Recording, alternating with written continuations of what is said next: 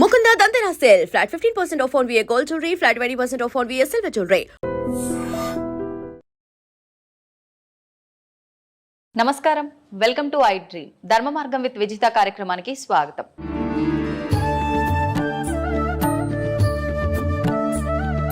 ఇప్పుడు మనం చేసుకున్న కర్మలను బట్టే మనం జన్మ తీసుకుంటాము. మంచి చెడు పనులను బట్టే మనం పైన స్వర్గం నరకం వెళ్ళటం కానీ, మళ్ళీ ఒక జన్మ తీసుకొని వచ్చి ఇక్కడ అనుభవించే విధానం కానీ కూడా ఆధారపడి ఉంటుందంటారు కదా.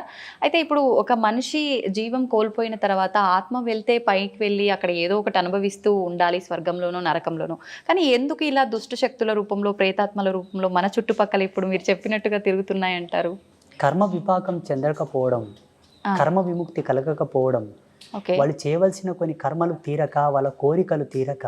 అందుకే సనాతన ధర్మం అన్నీ చెబుతూ కూడా ఒక మాట చెప్పింది. ఏంటి? ఎప్పటికెప్పుడు నువ్వు సత్యం అనే భావన, నేనే సత్యం అనే భావన నువ్వు తెలుసుకో. నువ్వెవరో తెలుసుకో, నువ్వేంటో తెలుసుకో. అంతర్ముఖుడవై ఏ భవబంధములు కూడా శాశ్వతము కాదని, దేని యందు అనురక్తి కలగక, వ్యామోహం కలగక, అన్నిటినీ విసర్జీకృతంతో భావన చేస్తూనే బ్రతుకు. అన్నీ నీవే, చివరికి నావి కావనుకునే సత్యంతో కూడా బ్రతకని చెప్పింది మన ధర్మం. అట్లా కోరికలు పెట్టుకొని వ్యామోహంతో మరణించే వాళ్ళు పోరు, ఆగుతారు. మరి వాళ్ళ పరిస్థితి ఇక వాళ్ళ యొక్క వంశజులు ఉంటారు కదా, తగిన పూజలు, హోమాలు, శాంతులు, దాన ధర్మాదులు చేసి వాళ్ళకు ఉత్తమ స్థితిని పంపించగలగాలి. ఒకవేళ పంపించకపోతే వీళ్ళ యాతన వలన వీళ్ళకు కొన్ని నెగిటివిటీస్ వస్తూ ఉంటాయి, వీళ్ళ సమస్యలు వస్తుంటాయి, వీళ్ళ పనులు కావు, వీళ్ళకి ఇబ్బందులు వస్తుంటాయి, వాళ్ళ కుటుంబ సభ్యులు అనారోగ్య సమస్యలు వస్తుంటాయి. ఎక్కువ రోజులు పితృదేవతలు గనక శోధి వేదన పడుతూ ఉంటే వీళ్ళకి పిల్లలు కలగరు. పిల్లలు పుట్టిన పుత్ర సంతానం కలగదు, పితృదేవతల యొక్క శాపం వలన. ఓకే. అయితే ఈ పితృదోషాలతో రకరకాల ఇబ్బందులు పడుతున్నారు అంటారు. అవన్నీ ఇటువంటి వారి కుటుంబాలకే ఉంటాయి. హిందూయిజాన్ని ఫాలో అయ్యే వాళ్ళే కాదు, వేరే మతాల వాళ్ళకు కూడా ఈ ఎఫెక్ట్ ఉంటది. ముస్లిమ్స్ గాని, క్రైస్తవులకు గాని, మానవ జన్మ ఎత్తిన ప్రతి ఒక్కరికి ఉంది ఇది. కంప్యూటర్కి ఒక వైరస్ వస్తే ఏం చేస్తారమ్మా? సిస్టమ్కి ఒక వైరస్ వస్తే ఏం చేస్తారు? అప్డేట్ చేస్తుంటారు, ఎప్పటికప్పుడు రిపేర్ చేస్తూ ఉంటారు. జెనెటిక్ అంటే మన జెనెటిక్ థియరీ ఏదైతే ఉందో, డిఎన్ఏ కాలానికి వంశవృక్షానికి సంబంధించిన అప్డేట్ అనమాట ఇది. ఓకే. అయితే ఇప్పుడు మనం ఏదైతే ఇప్పుడు ఈ ఆత్మలు ఇలాంటివి ఉన్నాయి అనుకున్నామో, అలాగే భగవంతుడు కూడా మన కళ్ళకు కనిపిస్తాడా ఆత్మల్లాగానే? చాలామంది ఈ మధ్యకాలంలో నాకు భగవంతుడు కనిపిస్తాడు, కావాలంటే మీకు చూపిస్తా అని చెప్పి రకరకాలుగా మాట్లాడుతున్నారు. నిజంగా అలా భగవంతుని చూడడం సాధ్యమే అంటారా? భగవంతుని 3 పద్ధతులతో చూడవచ్చు. జ్ఞాన రూపకంగా చూడవచ్చు, భావ రూపకంగా చూడవచ్చు. దానికి రూపం లేదు. అలా ఫీల్ అవ్వచ్చు, కనిపిస్తున్నాడు, మనం ఫీల్ అవ్వచ్చు. That's own experience. భగవంతుని భౌతికంగా జడముగా చూడాలనుకుంటే దానికి ఒక మార్గం ఉంటుంది. ఏంటండి? ఇప్పుడు మన చుట్టూ మెనీ మోర్ ఆఫ్ బ్యాక్టీరియాస్ ఉంటాయి మన చుట్టూరుతా. దాన్ని సూక్ష్మదర్శినితోనూ చూడవచ్చును. భగవంతుని ఇట్లా సశరీరంతో చూడవచ్చు అంటే ఒకే ఒక మార్గం ఉన్నది, యోగ మార్గం. యోగాతో చూడవచ్చు. ఓకే. అంటే ఎంతకాలం అది చేయాల్సి ఉంటుంది? సాధకుడి యొక్క సత్యశీలత పైన ఆధారపడి ఉంటుంది. అంటే ఎంత నిష్టగా ఆయన యొక్క ఫోకస్, ఆయన యొక్క ఏకాగ్రత, ఆయన లక్ష్యం, ఆయన యొక్క నిగ్రహ శక్తి పైన కొందరికి తొందరగా అవుతుంది, కొందరికి ఈ జన్మల కాకపోతే మరు జన్మ తీసుకోవాల్సి వస్తుంది, కొందరికి జన్మాంతంలో కూడా భగవత్ సాక్షాత్కారం కలిగి కూడా విముక్తి పొందిన వాళ్ళు ఉంటారు. అయితే ఒక మానవుడు భూమి మీదకి వచ్చిన తర్వాత ఒక జన్మ తీసుకొని అసలు నా పుట్టుకకు అర్థం ఏంటి, నేను ఏం చేయడానికి వచ్చాను అనేది ప్రతి ఒక్కరు కూడా మర్చిపోయి, ఇందాక మీరు చెప్పినట్టుగా కోరికలు, రకరకాల అంటే వ్యామోహాలు, బంధాలు, బంధుత్వాలు, వీటిపైన కొట్టుమిట్టాడుతూ ఉంటారు. పుట్టుక మరణం శాశ్వతం, వెళ్ళాల్సిందే, మోక్షం పొందడం కోసం మనం అవన్నీ కర్మలు క్లియర్ చేసుకొని భగవంతుల్లో ఐక్యం అవడానికి ఇవన్నీ అని చెప్పి మీలాంటి వాళ్ళు చెప్తూ ఉంటారు. మరి ఈ వీటిల్లో కొట్టుమిట్టాడుతూ ఉండే ఈ ప్రాసెస్లోనే పుడుతుంటాం, పోతుంటాం, ఎప్పుడు మోక్షాన్ని పొందుతామంటారు? అసలు మోక్షం అనేది 2 ప్రాతిపదికలపైన ఆధారపడి ఉంటుంది. మోహాన్ని క్షయించుటే మోక్షం, మోహక్షయ ఇది మోక్ష అన్నారు పెద్దలు. అంటే ఈశ్వరుడి యందు కూడా మోహాన్ని వదిలిపెట్టాలి, భగవంతుని యందు కూడా మోహం వదిలాలి, అది మోక్ష స్థితి. శివుడి యందు కూడా మోక్షం వదిలిపెట్టాలి తల్లి. ఆ శివుడు ఉన్నాడు అన్న మోహాన్ని, మోక్షాన్ని వదలాలి, అదే మోక్ష స్థితి. నారాయణుడు ఉన్నాడు, నా నారాయణుడు అన్న స్థితి కూడా వదిలిపెట్టాలి, అదే మోక్షం. ఇక ముక్తి అంటారా, అది సంసార సారథ్యంలోనే సాధ్యం తప్పిస్తే సన్యాసులకు ముక్తి లేదు. ఒకవేళ సన్యాస పరంపరలో యతి ధర్మంలో ముక్తిని పొందాలనుకుంటే ఆయన చాలా కష్టపడాల్సి ఉంటుంది సాధనత్రయంతో, మెడిటేషన్తో చాలా కఠోరంగా తపస్సు చేయాల్సి ఉంటుంది. మీకేమో ఈజీ వేలో వస్తుంది, మాకేమో చాలా కష్టంగా వస్తుంది. మరి అంత కష్టం అని తెలిసినప్పుడు ఎందుకు మీరు ఇలాంటి సాధనలు? జన్మకర్మ సంభవము. జన్మకర్మ సంభవం అంటే పోయిన జన్మలో తీసుకున్నటువంటి శబదం, భగవంతుడు మమ్మల్ని ఆదేశించినటువంటి ధర్మం, మా జన్మ మాకు తెలిసి మేము సన్యసించవలసినదే అని మాకు అర్థమయ్యి రావాల్సి ఉంటుంది. ఉదాహరణకి ఈరోజు కరెంటు లేదు. అవునండి. ఒక మంచి స్టూడియోలో ఏసీలో కూర్చొని మనం వీడియో చేయాల్సింది, కరెంటు లేదు అయినా చేయాలి, ఎందుకంటే చాలా దూరం నుంచి వచ్చాము కాబట్టి. అవును, చేస్తున్నామా లేదా? చేస్తున్నాం. అది కూడా అంతే. మేము ఎన్నో జన్మల నుంచి ట్రావెల్ అయ్యి వచ్చి ఉంటాము, మళ్ళీ ఎందుకు మొదలుకోవాలని ఆయన లేనిపోని తలకాయ నొప్పి అని ఇక్కడనే జన్మ సార్థకత పొందించుకుంటున్నాము కాబట్టి సన్యాసులం అయ్యాము. Okay okay. అయితే స్వామీజీ, కారణ జన్ములు అంటుంటారు. అసలు ఎవరు ఈ కారణ జన్ములు అంటే నిజంగా ఉంటారా? లేదు అంటే సనాతన ధర్మం గురించి మా లాంటి వారికి మంచి మంచి విషయాలు తెలియజేసే మీలాంటి వారిని కారణ జన్ములు అనొచ్చా? ఎవరిని అనొచ్చు అంటారు? అసలు లేదు, మనకు జన్మత్రయములని ఉన్నాయి. కర్మజన్మ, కామజన్మ, కారణ జన్మ. 3. కర్మజన్మలు అంటే ఏంటమ్మా? జీవితాంతం కష్టపడుతుంటారు కానీ వృద్ధి చెందరు. కారణం పితాపితరులు చేసిన పాపాలు మిగిలిపోయి ఉన్నాయి, వాళ్ళు పుణ్యం చేసుకోగానే చచ్చిపోయినారు, అవి మన మీద పడ్డాయి. అందుకే కష్టపడుతున్నాం కాబట్టి ఆ కర్మలు దూరం చేసుకో, నీవు సన్మార్గంలోకి వస్తావు, లాభ పొందుతావు, సుఖపడతావు. అప్పులు రావు, రోగాలు రావు, ఇబ్బందులు రావు, బాధలు ఉండవు. కామజన్మ. కామజన్మ అంటే కేవలము సంభోగ ధర్మాన్ని ఆస్వాదిస్తూ కామ కోరికలతో ఉండి పిల్లలు సంసారం అనే వ్యామోహం లేకుండా అదేదో పిచ్చిగా జంతువులు కదా సంభోగం చేసినట్లు సంభోగం చేసి పిల్లల్ని కంటే పుట్టే పిల్లలు కూడా కామ పిల్లలే పుడతారు. హిరణ్యకశప హిరణ్యాక్షుల్లాగా. ఆయన చెప్తాడు, అమ్మా ఓ సతీ, ఇది సమయం కాదమ్మా, ఈ సమయంలో మనం తగదు, ఇది సంధ్యా సమయం అన్నా ఆమెకు కామం ప్రబలి కావాలంటే కావాలన్నదికే కామ సంతానం పుడుతుంది. వాళ్ళు ఎలా ఉంటారు? కామ సంతానం అంటే తల్లికి చెల్లికి భేదం తెలియక ఆడవాళ్ళ చేతుల్లో ప్రాణం పోయేటటువంటి పిల్లలు పుడతారు. సమాజంలో జరుగుతుంది కదా. ఇప్పుడు ప్రియాంక రెడ్డి హత్య కేసులో 4 చచ్చిపోయారు కదా, ఆ జన్మలు దీని కిందికే వస్తాయి. కామ జన్మలన్నీ కూడా ఆడవాళ్ళని అందరినీ కూడా ఒక బొమ్మలాగానే చూసే కాన్సెప్ట్ తో పుడతారు. చిన్న చిన్న పిల్లల పైన కూడా వీళ్ళంతా ఈ కేటగిరీ కిందికే వస్తారు. ఇక కారణ జన్మ అంటారా? కారణ జన్మ కేటగిరీలో Narendra Modiji first person. And second, నేను ఈ మధ్యలో అనుకుంటున్న నా అనుభవం ప్రకారం ఎవరి వ్యక్తిగతం వాళ్ళ ఇష్టం, నా వ్యక్తిగతం నేను అనుకుంటున్నంత వరకు పవన్ కళ్యాణ్.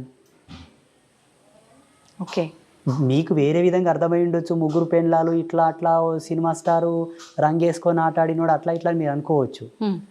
ఒక్క మెతుకు సార్లు తల్లి అన్నం అయ్యిందా లేదని చూడ్డానికి అన్నమంతా పిస్కా కర్లా. ఆయన కొన్ని మాటలు విన్నాను నేను పవన్ కళ్యాణ్వి, చాలా అద్భుతమైనటువంటి విజనరీ ఉన్న వ్యక్తి, సనాతన ధర్మం గురించి, హిందూయిజం గురించి. అటువంటి వ్యక్తి అవసరం ఇప్పుడు ప్రస్తుత కాలంలో. అటువంటి ఆలోచన దృక్పథం కలిగిన వాడు కారణజన్ముడే. సామాజికంగా కారణజన్ములు మోదీజీ, పవన్ కళ్యాణ్. ఓకే. ఆధ్యాత్మికంగా చెప్పవలసి వస్తే బ్రహ్మశ్రీ సామవేదం షణ్ముఖ శర్మ గారు, చాగంటి కోటేశ్వరరావు గారు, గరికపాటి నరసింహారావు గారు, వదిపర్తి పద్మాకర్ గారు. వీళ్ళు ఆధ్యాత్మికమైనటువంటి కారణజన్ములు.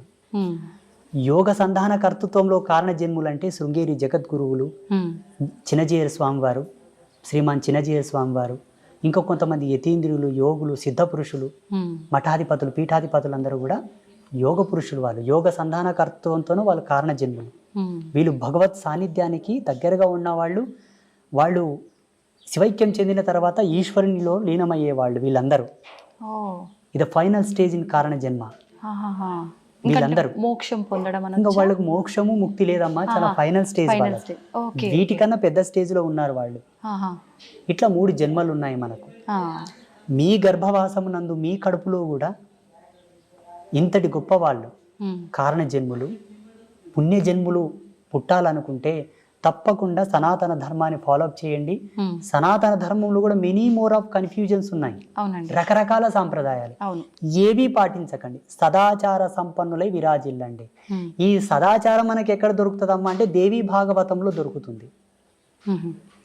దేవీ భాగవతం భగవతి విరచితం, సాక్షాత్తు త్రిమూర్తులకే చెప్పినది అమ్మవారు. మీరు త్రిమూర్తులు సుప్రీం గాడ్స్ అని మీరు కొలుస్తున్నారు. అవునండి. త్రిమూర్తులకే జగదంబ గీతోపదేశం చేసినది. ఆ జగదంబ చేసినటువంటి గీతోపదేశమే శ్రీకృష్ణ పరమాత్మ వారు ఆ యొక్క గీతను అర్జునుడికి ఉపదేశించాడు. అది భగవతి గీత. భగవతి గీత, భగవతి చెప్పిన గీత భగవద్గీత.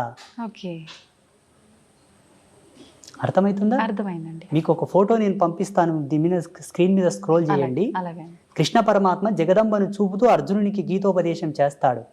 ఆ ఫోటో బయటికి రిలీజ్ చేయరు చాలా మంది, ఎందుకంటే పక్షపాతం. అక్కడ స్త్రీమూర్తి హైలైట్ అవుతుంది కదా. అవును అవును, వద్దు, మాకు అది వద్దు.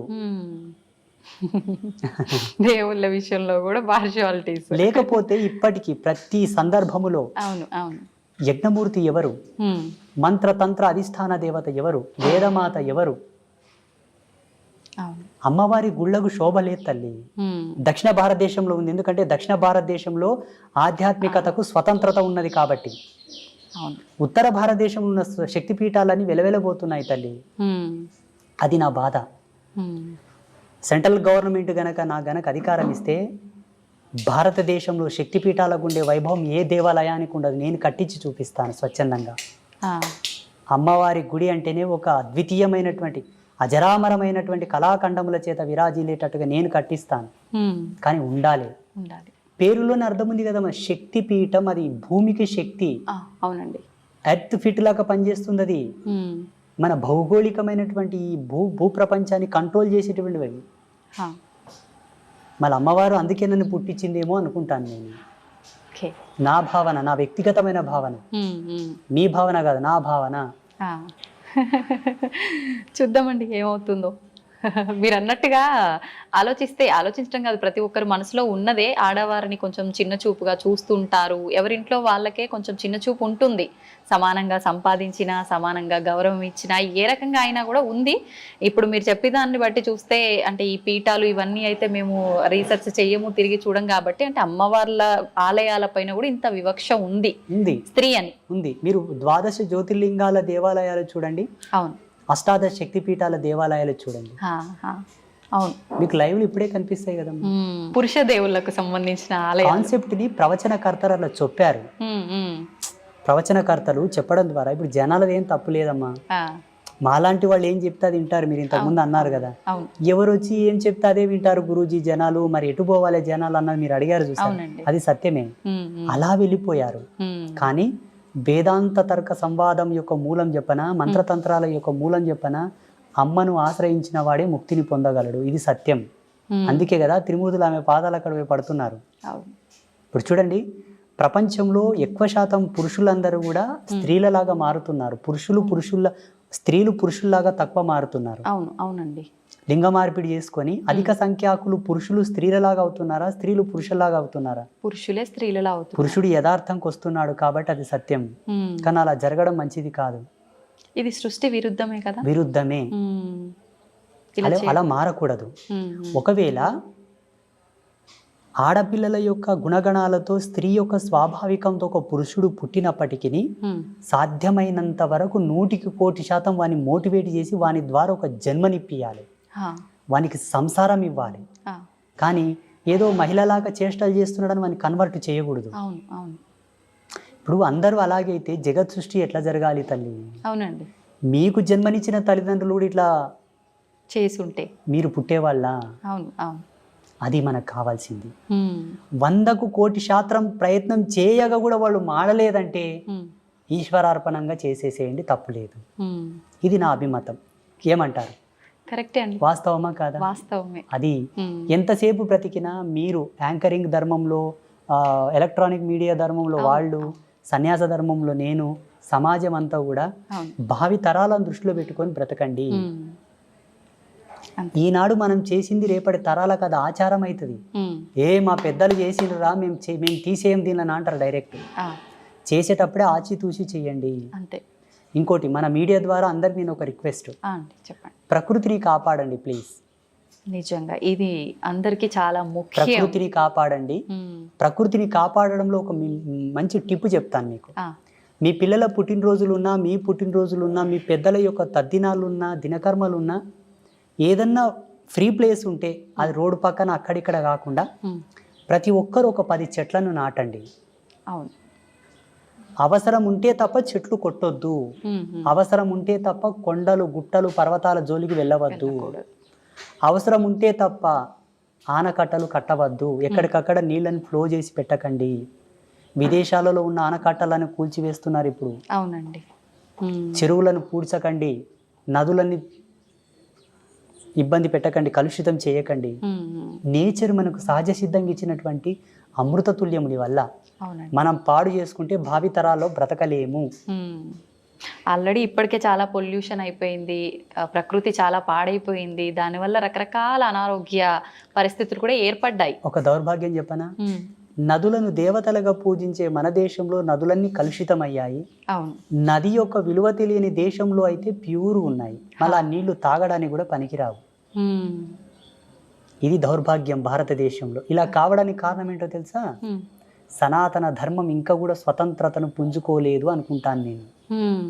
సనాతన ధర్మానికి స్వేచ్ఛ లేదని అనుకుంటాను నేను. ఉండగలిగితే ఈ నదులెందుకు ఇట్లా కలుషితం అవుతాయి, ఆ దేవాలయాల మీద ఎందుకు దాడి జరుగుతుంది? అవునండి. జగదంబ నాకు ఒక అవకాశం ఏమని చెప్పండి, అమ్మవారిని. తప్పకుండా అండి, కోరుకుందాం అందరం. మీరు కోరండి, నేను అడిగితే ఇవ్వట్లేదు. అవునా? మీ అంతటి సాధువులు అడిగితేనే ఇవ్వలేదు, నేను అడిగితే ఇస్తుందంటారా? నీకెందుకురా వెళ్ళా, నువ్వు ఊక నాతో జపం చేసుకొని కూసరా అంటది అమ్మ. అవునా? బహుశా మీలాంటి వాళ్ళు అడిగితే ఇవ్వచ్చేమో. నాకు గనక అమ్మవారు అవకాశం ఇస్తే నేను ఏం చేస్తానో తెలియనా? చెప్పండి. గోవుని జాతీయ జంతువుగా ప్రకటిస్తాను. సెకండ్, ఈ భారతదేశంలో ఉండేటటువంటి సహజ వనరులు, జీవనదులు, పర్వతాలు, అరణ్యములనన్నిటినీ కూడా ధర్మమూర్తుల యొక్క ఆధీనంలో ఉండేటట్టుగా రాస్తాను. ఎందుకంటే ధర్మమూర్తులకంతా దూరదృష్టి కలిగి ఉంటుంది. నదుల్లో కలుషితాలు కలవనివ్వరు, చెట్లని కొండల్ని కొట్టనివ్వరు, ఆపుతారు. ఎందుకంటే పర్వతాలను పూజిస్తాం మనం, చెట్లను పూజిస్తాం మనం, నదులను పూజిస్తాం కాబట్టి వాటి జోలికి వెళ్ళనియరు. ప్రసిద్ధ పీఠాలు ఉన్నాయి, శృంగేరి జగద్గురువులు ఉన్నారు, పెద్ద పెద్ద పీఠాధిపతులు ఉన్నారు. ఆ ప్రదేశంనంతా కూడా వీరి ఆధీనంలో ఉంచేటట్టుగా నేను చట్టం తీసుకొస్తుంటే, దీన్ని అంతా నువ్వు కంట్రోల్ చేయాలని చెప్తుంటే. ఇప్పుడు మీరు చేసే ఈ సాధనలు వీటన్నిటి వల్ల ఈ మార్పులు సాధ్యం కావంటారా? ఖచ్చితంగా చట్టం చేతిలో ఉండాలంటారా? 100% సాధ్యం అవుతుంది. కాకపోతే సామాజికమైన మర్యాదలు కొన్ని ఉన్నాయి కాబట్టి. వెనకతలకు ఒక స్వామీజీ, నాలాంటి స్వామీజీ ఒక యజ్ఞం చేసి యజ్ఞశక్తిని ధారపోశాడు, లోక వినాశనం అవుగా కానీ. అందులో వాళ్ళ శిష్యులు కూడా ఉన్నారు, వాళ్ళు కూడా పోయారు. అంత జ్ఞానం తెలిసిన ఆయన కూడా అక్కడ తప్పు. ఈ తపస్సులు, మంత్రబలము, మంత్ర ప్రయోగములు కూడా కొన్ని ధర్మాలతో చేయబడతాది కాబట్టి ఎలా చేద్దామన్నా అందులో అందరూ ఉంటారు. అది కదా వచ్చింది ముప్పు. ముందు వెనక ఆలోచించాల్సి అది అశ్వత్థామ కదా బ్రహ్మాస్త్రాన్ని ప్రయోగించాడు కానీ వెనక్కి తీసుకోవడం తెలియదు ఆయన. అట్లా ఎన్నో మూలాలు బతికే ఉన్నాడంటారు, ఇది నిజమేనా అండి? మీరు ఒకవేళ హిమాలయస్లో ఒక సిటీ ఉంది, ఒక ప్లేస్ ఉంది, అక్కడికి వెళ్తే ఆయనతో మీరు ఫోటో కూడా దిగవచ్చు, సెల్ఫీ. నిజమా? -60 degrees సెల్సియస్లో చలి ఉంటుంది అక్కడ, -60. మరి ఒకవేళ వెళ్తామంటే కెమెరామ్యాన్ మీరు వెళ్ళండి. అది ఎలా సాధ్యపడుతుంది అంటారు? గడ్డగట్టి పోము అక్కడే అడుగు పెట్టిన దగ్గర లేరు అనడానికి అవకాశం లేదు. సప్త ఋషులు ఉన్నారు, యోగ పురుషులు, సిద్ధ పురుషులు, మహావతార్ బాబాజీ కూడా ఉన్నారు ఇప్పటికీ. చాలా మంది యతీంద్రియులు, సిద్ధ పురుషులు ఉన్నారు. లేరు అని మీరు కొట్టిపాడేయకూడదు, ఎందుకంటే మీకు అనుభవం లేదు, మీరు చూడలేదు. మేము చూసాము కాబట్టి ఉన్నారని చెప్తున్నాము. వాళ్ళని ఇక్కడికి తీసుకొస్తామంటే తీసుకొస్తాము. ఈ యొక్క తపోజ్వాలకు తట్టుకొని ఉండే శక్తి ఈ మానవాళికి లేదు. పిట్టలు రాలిపోయినట్టు రాలిపోతుంటారు వాళ్ళు వస్తూ ఉంటే. అది సత్యం. అంతటి ఎనర్జీ ఉంటుంది వాళ్ళ స్పిరిచువల్ ఎనర్జీ.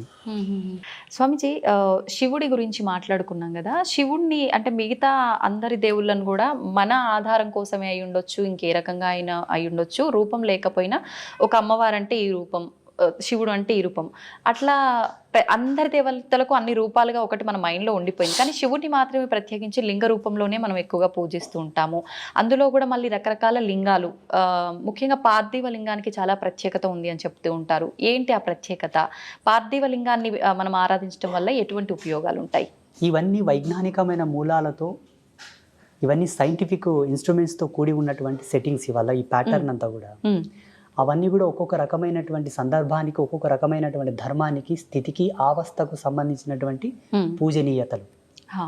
ఒక్కొక్క లింగాన్ని ప్రొవైడ్ చేసి మీరు ఈ పాదరస లింగానికి పూజ చేయండి అన్నప్పుడు ఆయన స్థితి ఎలా ఉన్నది, అప్పుల్లో ఉన్నాడా, రోగగ్రస్తుడై ఉన్నాడా, శాపంలో ఉన్నాడా, కర్మలో ఉన్నాడా, పాపంలో ఉన్నాడా, ఈ విధమైన లింగానికి నువ్వు పూజ చేసి ఆ లింగోదక అభిషేక జలమును ప్రోక్షణ చేసుకుంటే పాప ప్రక్షాళన జరుగునని అనేక లింగాలను ఋషులు దర్శించి ఇచ్చారు.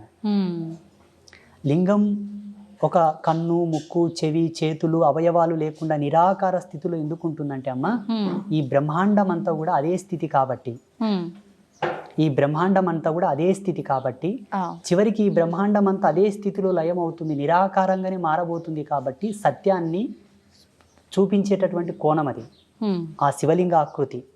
అందుకే మనకు చెప్తుంటారు కదా, సత్యం శివం సుందరం అని. అవునండి. చివరికి సర్వం అదే ఆకారం లేని స్థితిలోకి వెళ్ళిపోతుంది, నిరాకార స్థితిలోనే ఉండిపోతుంది. ఇవన్నీ మధ్యలో పోయేవి కాబట్టి సత్యాన్ని తెలుసుకొని పూజించు అనడానికి ఆ శివలింగ ఆకారం. అద్భుతం. జన్మ ఎత్తిన తర్వాత ఒక్కసారికి శివునికి నమస్కృతాంజలి చేస్తే ఆ జన్మ పరిపూర్ణమైనట్లే. చాలా ముక్తిదాయకం శివలింగ ఆరాధన, శివలింగ పూజ, శివుని యొక్క ఆరాధనలు. విశేషించి ఈ కార్తీక మాసంలో ప్రతి మహిళ సంధ్యా సమయమునందు, ప్రదోష కాలమునందు శివలింగము ముందు చక్కటి దీపాన్ని గనక వెలిగించి నమస్కారం చేసుకుంటే ఆమె ఇల్లు, ఆమె సంసారం పండుతుంది, చల్లగా ఉంటారు. చాలా విశేషమైన ఫలితాలు ఉంటాయి. స్వామీజీ, శివుణ్ణి పూజించే వాళ్ళలో చాలా మందిలో ఒక సందేహం ఉంటుంది, అది నాకు కూడా ఉంది. శివుణ్ణి ఆరాధించే వాళ్ళకి ఆయన అనుకున్నవన్నీ తీరుస్తాడు, కానీ ఎక్కువగా పరీక్షలు పెడుతూ ఉంటాడు, చాలా కఠినమైన ఇబ్బందులకు గురి చేస్తుంటాడు, ఆ తర్వాతే ఆయన ఏదైనా మనకి ఇవ్వదలిస్తే ఇస్తాడు అని చెప్పి అనుకుంటూ ఉంటాం. ఇది నిజమే అంటారా? శివుడు, విష్ణు, బ్రహ్మ, అమ్మ ఇక్కడ ఎవరు కాదు, దేవతలు కాదు ఈ కాన్సెప్ట్. జన్మ కష్టపడుతుందంటే దానికి ఒక విలువ ఉంటుంది. కారణం, మనకు విలువైనది ఏదైనా దక్కాలంటే అది దక్కే కోణంలో ఇబ్బందులతో అది దక్కింది అంటే దాని విలువ మనకు తెలవాలనే మనకు ఇబ్బందులు వస్తూ ఉంటాయి. దాని విలువ, దాన్ని అనుభవించడానికి మనకు ఒక అనుభవం కావాలి, దాన్ని ఆస్వాదించడానికి ఒక అనుభవం, ఒక గుణపాఠం కావాలి. అప్పుడే దాన్ని పరిపూర్ణంగా అనుభవించగలము. కాబట్టి కొన్ని ఇబ్బందులతో, ఒడిదుడుగులతో, కష్టాలతో, నష్టాలతో అది మనకు దొరుకుతుంది. ఇది మన జన్మను పరిపూర్ణతను చేయడానికే దేవుడు పెడతాడు. దేవుడు మనల్ని కష్టపెట్టాడు. ఒక అందమైన శిల్పం కనుబొమ్మలతో, కనురెప్పలతో సరళీకృతంగా తయారు కావాలంటే సమయం ఎక్కువనే పడుతుంది. అవునండి. నెమ్మదిగా చెక్కాల్సి ఉంటుంది.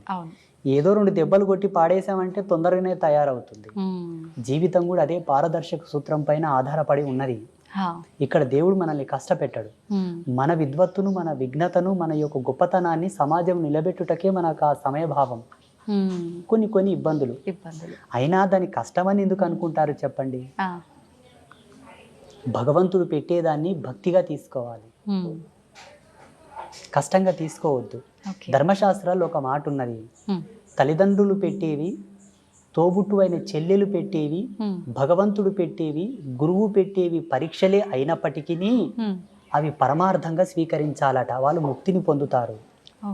మళ్ళీ అక్కకు, అన్నకు, తమ్ముడికి నియమం లేదు చూడండి. చెల్లి అదేంటో కానీ చెల్లి, తల్లి, తండ్రి, గురువు, దైవం, వీళ్ళు పెట్టేవి పరీక్షలు కాదు. ఒకవేళ పరీక్షలే అయినప్పటికీ అవి పరమార్థములని స్వీకరించువాడు ముక్తిని పొందగలడు, ఈజీగా పొందుతాడు. జపతపాదులు చేయకుండా, యజ్ఞయాగాదులు చేయకుండానే ముక్తిని పొందుతాడు. స్వీకరించగలగాలి, భావించగలగాలి, భారం అనుకోకూడదట. మనం ఎన్ని మాట్లాడుకున్నా అది కొంచెం కష్టమే మానవులకి. ఏదైనా చిన్న కష్టం వచ్చిందనగానే భగవంతుని కూడా తిట్టేయడము, అసలు ఆ విచక్షణ అనేది కోల్పోతాం కాసేపట్లో. నిజంగా మనకు అదంతా ఒక లేవల్గా వెళ్ళాలి, సమన్వయంగా ఉండాలి, బ్యాలెన్స్డ్గా ఉండాలి లైఫ్ అని అంటే ఎలాంటి నియమాలు పాటించవచ్చు అంటే? ఆహార దోషం అనేది ఇక్కడ సమాజంలో ఎక్కువ అనర్థాలకు కారణం అవుతుంది. అందుకే ఆరంభం నుంచి, వేదారంభ కాలం నుంచి కూడా శాకాహార భోక్తవ్యం చేయండి.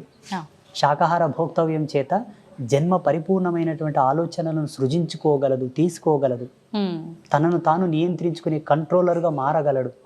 ఆలోచన విధంగా, వ్యవహారికంగా తనను తాను ఇంద్రియ నిగ్రహం వైపు మరలించుకోగలడు. అందుకే శాకాహార భోక్తవ్యం చేయండి. మనకు ధర్మశాస్త్రాల్లో క్లియర్గా చెప్పి ఉన్నారు ఋషులు, ఆహారం, విహారం, విచారం, నిద్ర, ఆహారం, బ్రహ్మచర్యం, ఈ మూడింటిని ఎవరైతే పాటిస్తారో వాళ్ళు నడిచే దేవుడు. ధ్యానం వల్ల కూడా సాధ్యపడుతుందా గురించి? ఆధ్యాత్మికత 3 కోణాల్లో ఉంది. భక్తి మార్గంతో కొందరు, ధ్యాన మార్గంతో కొందరు, జ్ఞాన మార్గంతో కొందరు, యోగ మార్గంతో కొందరు, త్యాగ మార్గంతో కొందరు. త్యాగం అన్నీ, అక్కడ భక్తి లేదు, పూజ లేదు, యోగ లేదు, ఏమీ లేదు. అవధూత తత్వంలో ఉండడం వల్ల కూడా ముక్తిని ఆస్వాదించవచ్చు, మోక్షాన్ని పొందవచ్చు. ఈ 5 మనకు ప్రధానం.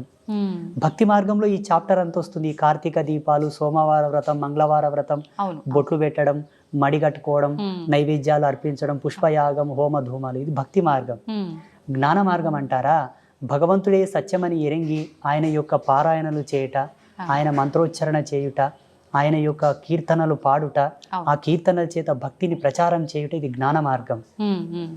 అయితే ఇప్పుడు ఈ ధ్యానం చేయడం అనేది, ఏకాగ్రత అనేది అందరికీ కరెక్ట్గా సరిపడదు. చాలా రకాల ఇంకా పిచ్చి పిచ్చి ఆలోచనలు వచ్చి ఇంకా వద్దు అని కూడా ఒక వైరాగ్యానికి వెళ్ళిపోతుంటారని అంటుంటారు. నిజంగా అందరికీ సాధ్యపడాలంటే ధ్యానంలో కూడా ఏమైనా చిన్న మెలకులు ఏమైనా ఉన్నాయంటారా? ధ్యానం చేయుట అందరికీ సమంజసమే, కానీ ఆ ధ్యానం నువ్వు చేస్తున్న పద్ధతి తెలియవలే ఫస్ట్. ఈ మధ్యలో చేస్తున్నటువంటి ధ్యాన కేంద్రాలు అనుకోండి, మెడిటేషన్స్ అనుకోండి, యోగా సెంటర్లు అనుకోండి, అవన్నీ కూడా సమ్ క్లాసెస్, టీచింగ్ ప్రాసెసెస్ తప్ప పరిపూర్ణమైనటువంటి విద్వత్తును అవి తీసుకురావు, ఎరుకలోకి అవి తీసుకురావు, అది పరిపూర్ణత చెందించవు. మేము ఒక ధ్యాన మార్గంలో, ఒక యోగ మార్గంలో ఉన్నవాళ్ళం కాబట్టి టీవీలలో, వీడియోలలో చూస్తూ ఉంటాము. అందరిని ఒక చోట కూర్చోబెట్టి ముక్కు మూసుకోమంటారు, ఏదో చేయమంటుంటారు, కానీ అనుభవానికి తక్కినది అది లేదు. వాళ్ళ ఇష్టానుసారంగా వాళ్ళు చేస్తున్నారు, అది వారి అనుభవం ప్రకారం నలుగురికి చెప్తున్నారేమో. అక్కడ సత్యం అనేది లేదు అని నేను అనుకుంటున్నా. నాకైతే అర్థమైంది అది, మళ్ళీ వాళ్ళకి ఎలా అర్థమైందో నాకు తెలియదు. ఋషి పరంపరానుగతంగా అయితే అక్కడ జరగటం లేదు. చూడమ్మ, ఒకటే మాట, యథాతథముగా వాస్తవికతను గనక పాటించిన వాడు లాభాలు పొందుట తథ్యము. అవాస్తవాన్ని, అభూత కల్పనలు గనక నువ్వు పాటించినావు అనుకో, పిచ్చొస్తే తప్ప లాభం రాదు. అవునండి, ఇది సత్యం. ఇది అందరు గ్రహించగలగాలి, ప్రేక్షకులు కూడా. అంత మాత్రానికి ఏదైనా లాభం ఉన్నా అవాస్తవానికి అది లైఫ్ లాంగ్ అనేది ఉంటుంది అని చెప్పలేం. ఏదో ఒక రోజు అది బయట పడిపోతుంది, దానికి తగ్గ ప్రతిఫలం వల్ల అనుభవించాల్సి వస్తుంది. ఇప్పుడు కార్తీక మాస శుభ సందర్భాన మీరు ఇక్కడికి రీచ్ చేశారు కాబట్టి, కార్తీక మాసంలో దుర్గావ్రతం ఒకటి ఉన్నది. చాలా మంది కార్తీక మాసం అంటే శివకేశవులకు అన్వయం చేసి ఉభయ తెలుగు రాష్ట్రాల్లో దీపాలు పెట్టడం, పూజలు చేయడం ఉన్నది. అవునండి. శివకేశవుల యొక్క ధర్మపత్నులు కూడా ఒక వ్రతం చేశారు కార్తీక మాసంలో. ఎవరి వ్రతం చేశారు? మీరేమో కృష్ణుడు దేవుడు, రాముడు దేవుడు అంటున్నారు. వాస్తవంగా రాముడు, కృష్ణుడు ఇద్దరు కూడా దేవతలే, దేవుళ్ళే. ఋషులే వాళ్ళకు యజ్ఞ పట్టం ఇచ్చారు, యోగదత్తం చేశారు. నేను కూడా చెప్తాను. శ్రీకృష్ణ పరమాత్మ యొక్క ధర్మపత్ని సాక్షాత్తు లక్ష్మీ అంశ సంభూతురాలైన రుక్మిణీదేవి కూడా కొందరు వ్రతాలు చేసింది. ఎవరి వ్రతం చేసింది? తన పతియే దైవము కదా, మళ్ళీ ఎందుకు వ్రతం చేయాలి రుక్మిణీదేవి? చెప్పండి. పార్వతీదేవి కూడా వ్రతం చేసింది, కాత్యాయని దేవి వ్రతం చేసింది, శ్రీమన్ మహాలక్ష్మి వ్రతాలు చేసింది.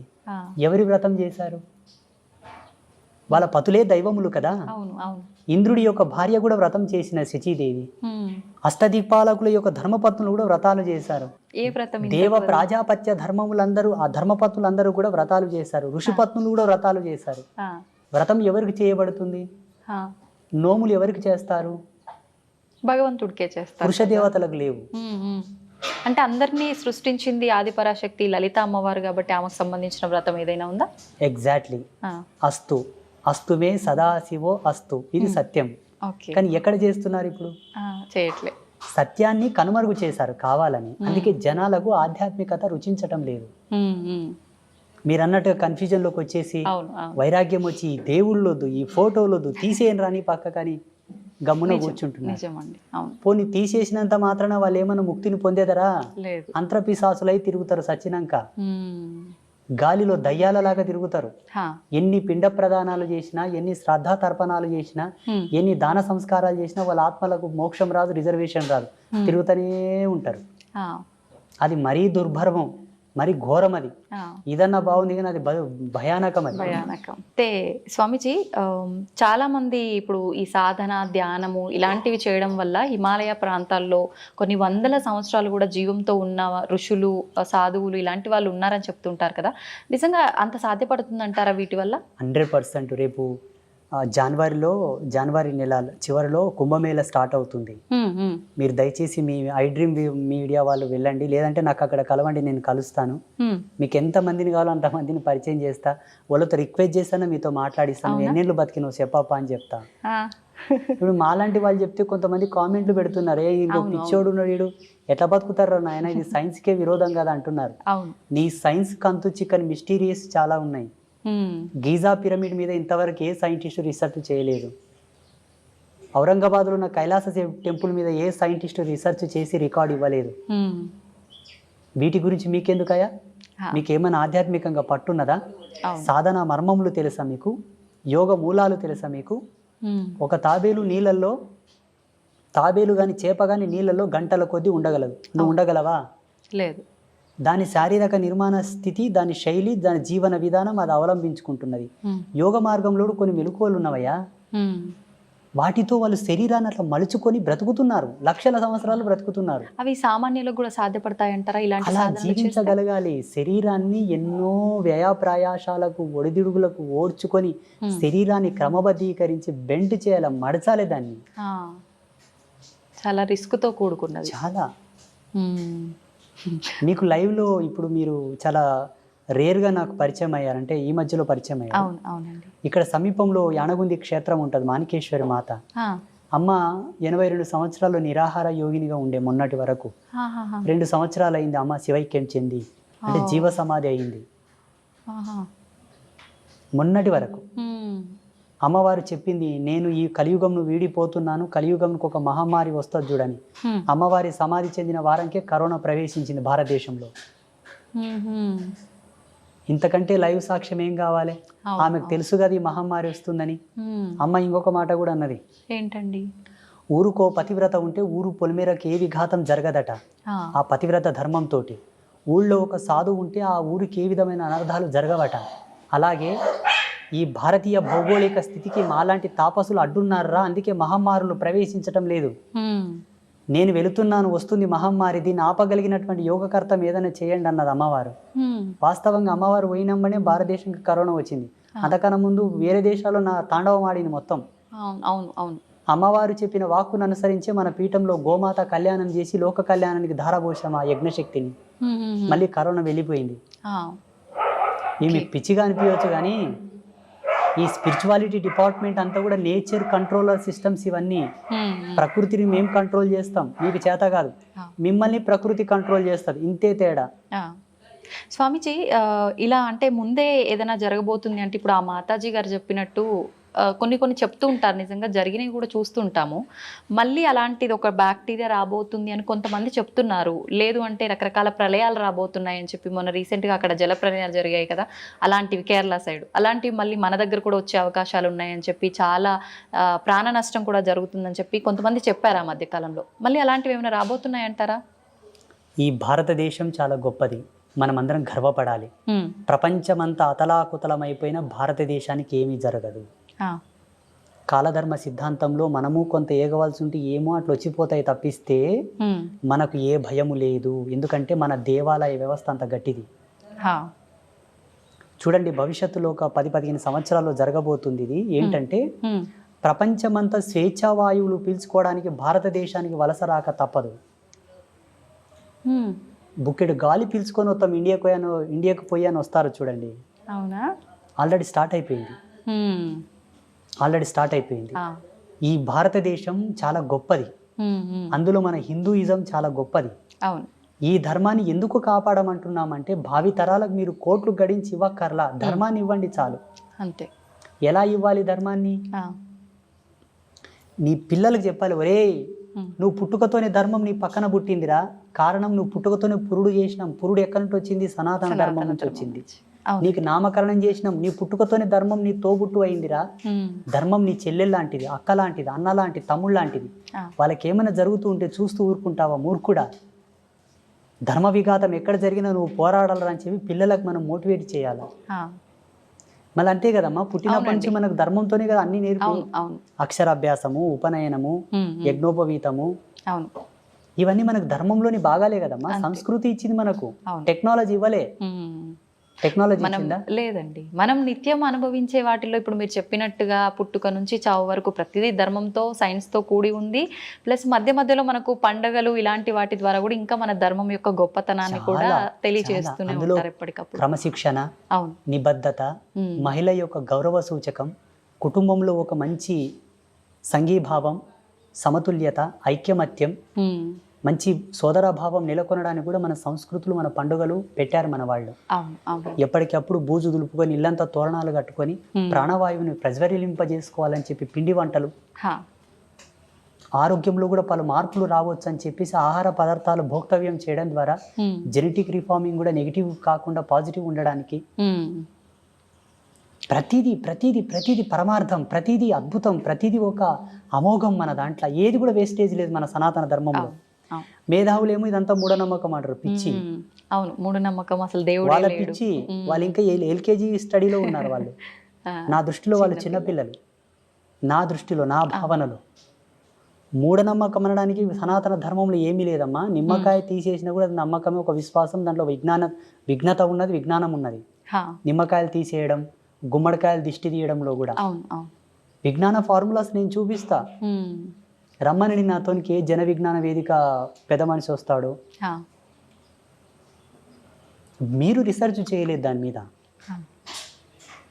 ఇప్పుడు భగవంతుడు ఉన్నాడు అని అంటే ఖచ్చితంగా దుష్ట శక్తులు కూడా ఉన్నాయని చెప్పి అంటుంటారు. ఉన్నట్టేనండి? లైవ్ లో ఉన్నాయి, ఇప్పుడు మన పక్కలో కూడా ఉన్నాయి కొన్ని. అవునా? మీకు కనిపిస్తాయా? మన కెమెరా పిక్సెల్ తక్కువ ఉంది, లేకపోతే రికార్డ్ అవుతుండే. ఓకే. ఒక టోనోమీటర్ తీసుకురావాల్సింది మీరు, దాని సౌండ్స్ మీరు వినేవాళ్ళు ఇప్పుడు. ఓకే. భయం వేస్తుందండి. ఏం భయపడాల్సిన అవసరం లేదు. సాధువుని చూస్తే యమభటులే బెదురుకుంటారు. అవేం చేస్తాయి మనల్ని? మీరు అడిగారు కాబట్టి ఉన్నాయి, ఎప్పటికెప్పుడు ఉంటూ ఉంటాయి. భయపడాల్సిన అవసరం లేదు. ఒక సువాసిని సాంప్రదాయకమైనటువంటి కుంకుమను ధరిస్తే భూత ప్రేతములు ఆమెకు దండం పెట్టి పోతాయట. సాంప్రదాయకమైన కుంకుమ అంటే ఇప్పుడు బల్కంపేట ఎల్లమ్మ ఉన్నది, అమ్మ పాదాల కాడే కుంకుమ నెలకో 2 నెలలకు వెళ్ళి ఇంట్లో స్టోర్ చేసుకోవాలి. మీరు డ్యూటీకి వెళ్ళేటప్పుడు ఇంత నష్టం తగిలించుకొని పోతే దిష్టి బారదు. ఇప్పుడు వాళ్ళే అనుకోండి మీ మీద కొంత, మీరు మంచిగా అందంగా తయారై వస్తే కొంత ఏదో జలసీగా ఫీల్ అయిపోతుంటారు అనుకోండి, ఆ దిష్టి మీకు వారదు. ఆ కుంకుమలో ఉన్న ఎనర్జీ దాన్ని అక్కడనే పంపిస్తుంది. నా భక్తురాలు అక్కడనే పో అంటది సీదా. మన బదులు అమ్మవారే ఫైట్ చేస్తారు. సాంప్రదాయకమైన తిలక ధారణ అంటే ఇదే. కెమికల్ తో కూడిన కుంకుమలు పెట్టుకుంటే రాదు. మళ్ళా భగవత్ ప్రసాదితమైనటువంటి, భగవత్ ప్రాధాంకితమైనటువంటిది ఏది ధరించినను మనకు ఈ దయ్యాలతోటి, దుష్ట శక్తులతో ఎటువంటి భయం లేదు. చాలా మంది తను నిజమే అని చెప్పి అఘోరి దీక్షలు తీసుకునేటప్పుడు, సాధన చేసేటప్పుడు కొన్ని సంవత్సరాల పాటు వాళ్ళు సాధన చేసిన తర్వాత వాళ్ళకు ఒక ఐడెంటిటీ కార్డు లాంటిది వస్తుందని చెప్పి, తన దగ్గర అది ఉంది అని చెప్పి తను పుర్రెలో తినటము ఇవన్నీ చూసి చాలా మంది నిజంగా తను అఘోరినే అని చెప్పి చెప్పడం వింటున్నాం కదా, దాని గురించి మీరు ఒక 1 year 2 years మీరు ఆగి చూడండి ఆమె పరిస్థితి ఎలా అవుతుందో. దైవత్వం ఆడంబరం కాదు, దైవత్వం ప్రదర్శన కాదు, దైవత్వం దికావత్ కాదు. అగర్ దీని ఆడంబర స్థితికి ఆటవికంగా గనక మనం తీసుకుంటే దైవమే కాలనాగై కాటి వేస్తుంది. జాగ్రత్త. నాకైనను అది శరతే, నాకైనను. బ్రహ్మలకైనది తగలేదు కదా. అవునండి. ఆమె సత్యమంతురాలా పవిత్రురాలా అన్నది మీరు నేను తర్కించుకోవాల్సిన విషయం కాదు. భగవంతుడు అటువైపు ఉన్నది ఒక యాంకర్, ఇటువైపు ఉన్నది ఒక సన్యాసి, బాల సన్యాసి, ఆ జన్మాంత బ్రహ్మచారి. నాలాంటి యోగంలో సమబుద్ధి ఉంటే తర్కించుకోవచ్చు, చర్చ చేసుకోవచ్చు యోగ మూలాలను అనుసరించి. అఘోర పరంపర ఎక్కడి నుంచి వచ్చింది, ఇప్పటి వరకు నియమాలు ఏంటనేది సమబుద్ధిగా చర్చ చేసుకోవచ్చు. మీకు తెలియదు, ఆ మూలాలు మీకు అనుభవంలోకి లేవు. అయితే నేనేమంటున్నానంటే సత్యమైన అఘోరీలు సావు సమృత ఉన్న పొలిమేరకు రారు. వాళ్ళు ఆ పొలిమేరలో అడుగు పెట్టడానికి ఇష్టపడరు. అది ప్యూరిటీ, రియాలిటీ, అసలైన అఘోరి పరంపరలో ఉండే నియమాలు ఇవి. ఇక కపాలంలో తినడం అంటారా, వాళ్ళకు వాస్తవంగా కపాల మోక్షం జరగవలే. అంటే కపాల మోక్షం అంటే జీవుడు సహస్రారం గుండా బయటికి వచ్చి వాళ్ళతో సంభాషించడం కపాల మోక్షం. అది పెద్ద యోగం. అదందరికీ సాధ్యపడుతుందా? అలా సాధ్యపడిన వాళ్ళకి అది పుర్రే ఇస్తారు తిన్నింకే. లేదంటే నేను కూడా తీసుకొని తినవచ్చు రోజు. ఇప్పుడు నేను ప్రతిరోజు మట్టి మూకుళ్ళలో తింటాను, మట్టి పాత్రలో.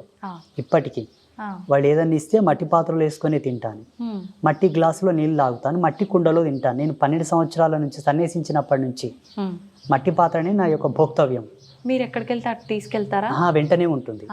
ఇక లేదు ఒకవేళ తీసుకెళ్ళలేదంటే ఎవరైనా మీలాంటి వాళ్ళు బిస్తర్లో పెడితే అస్త్రమంత్రాలతో సంప్రోక్షణ చేసుకొని తింటాం. ఇది మా పద్ధతి. కపాలంలో భోజనం చేసేటటువంటి దమ్ము, ధైర్యము, అంతటి సాహసం కూడా అందరికి తగదు. ఆడంబరం కోసం తింటామంటే దాని షరతులు కూడా వర్తిస్తాయి. విత్ సైంటిఫిక్ ప్రూఫ్స్తో చాలా కెమికల్ రియాక్షన్ జరుగుతుంది. అందులో వేడివేడి అన్నం వేసినా, పాలు పోసినా, వాటర్ పోసినా. పుర్రె అంటే మళ్ళీ సామాన్యం కాదు కదా. మీరు దాన్ని ల్యాబ్లో టెస్ట్ చేసినా కూడా ఒక ఈ చర్మము ఈ అంతా ఊడిపోయిన తర్వాత ఆ పుర్రె ఉంటుంది కదా, ఆ పుర్రెని మనం ల్యాబ్లో టెస్ట్ చేసినా కూడా దాని చుట్టూ ఊరుతూ ఉండేటటువంటి ఎనర్జీ సీక్వెన్సెస్ అని కూడా చాలా నెగిటివ్ రోల్లో పాస్ అవుతుంటాయి. మనకు చచ్చిపోతారు తింటే, ఇబ్బందులు చాలా వస్తాయి. ఇప్పుడు మీలాంటి వాళ్ళు చెప్పినప్పుడు, ఇలాంటివి విన్నప్పుడు నిజమే కదా, ఇవన్నీ విన్న తర్వాత అఘోరి లాంటి ఇలా ఉండరేమో కదా, తను నిజం కాదు అనే ఒక ఆలోచన వచ్చిన వెంటనే తను చేసిన కొన్ని పనులు చూస్తుంటే, అంటే ఇప్పుడు మానవ మాతృలకు మాత్రం ఇంకొక మనిషి మాంసాన్ని తినడం సాధ్యపడదు. అది ఎంతో రెగ్యులర్ మాంసం తింటుందా, లేకపోతే ఎప్పుడన్నా కెమెరా ముందు గింత తినిందా? మీరు ఒక పని చేయాలి. నేను ఒక విషయం చెప్తానండి. మన ఐ డ్రీమ్ మీడియా ద్వారా ఇక్కడ అఘోరి టాపిక్ వచ్చింది కాబట్టి ఆమెతో ఒప్పించి 24 గంటలు ఒక లైవ్ కెమెరా, ఒక కెమెరామెన్ ఆమె ఏడ ఉంటుంది, ఏం చేస్తుంది అబ్జర్వ్ చేయమని చెప్పండి.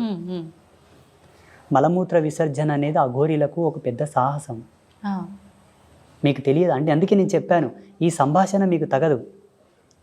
ఇప్పుడు చూడండి, నేను ఏకవస్త్రధారినై, కుట్టని బట్ట, ఏకవస్త్రధారణతో ఉండి, జటాజూటముతో ఉండి, ఒక సాంప్రదాయకంగా ఉండే ఈ జీవన విధానాన్ని, ఈ జీవన సరళిని, ఈ నైపుణ్యశీలతను క్రోడీకరించి విశదీకరించాలంటే అది విద్వత్తు శిఖామణులకే సాధ్యం. మీకు అర్థం కాదు. ఇప్పుడు మీరు చీర కట్టుకున్నట్టు నేను చీర కట్టుకున్నట్టే ఉన్నాము, అలాగే కొడుతుంది చూసేవాళ్ళం. బట్ ఇది సాంప్రదాయంలో ఒక భాగం. మీరు సువాసిని సాంప్రదాయంలో మీది ఒక భాగం. ఆమె గురించి టాపిక్ మనం ఎంత మాట్లాడుకున్నా ఎటు సాగనిది అవుతుంది. ఇది అది అటు సావదు, ఇటు బ్రతకదు. అంతే. మా బోటి వాళ్ళకు తెలుసు ఆమెని వాస్తవమా అవాస్తవం అన్నది. కానీ ఒకటి మాత్రం నాకు బాగా నచ్చింది ఆమె లోపల. ఒకటి బాగా నచ్చింది. సనాతన ధర్మం జై అంటుంది. సనాతన ధర్మానికి విఘాతం కలిగించే వాడిని ఎందుకు శిక్షించట్లేదని ధైర్యంగా మాట్లాడుతుంది. వాణ్ణి నాకు వదిలిపెట్టండి, బలిస్తానంటుంది. ఆ ధైర్యం బాగా నచ్చింది నాకు. ఆమె ఏమైనా అయ్యిండప్పటికి పాపం, తన పిచ్చి అనుకుందాము, తన వ్యక్తిగత స్వేచ్ఛ అనుకుందాం, వదిలేద్దాం. కానీ సనాతన ధర్మం గురించి నేను వచ్చాను, ధర్మాన్ని నిలబెడతాను, పోరాడతాను అంటుంది చూసారా, పెద్ద పెద్ద పీఠాధిపతులే మాట్లాడతలేరు. కరెక్టే అండి. And for more videos, Please subscribe to iDream. Please subscribe to iDream. Please subscribe iDream. And please subscribe to iDream. For more videos, subscribe to iDream. please like, share and subscribe to the channel. Congratulations, iDream. Subscribe to iDream. Subscribe to iDream. So subscribe to iDream Media. iDream ki iDream team andarki huge congratulations. Please subscribe iDream Media. Please subscribe to iDream. Subscribe iDream. Please subscribe to iDream. iDream అంటే నా కళల ఛానల్ను subscribe చేసుకున్న నోరు తిరుగుతలేదు, మీరైతే గంట గుర్తు కొట్టండి. For more such videos, please subscribe to iDream. Subscribe to iDream. Please subscribe to iDream. Please subscribe iDream Media. Please do subscribe to iDream. Please subscribe to iDream Media. For best entertainment and information, please subscribe iDream. And don't forget to subscribe to iDream.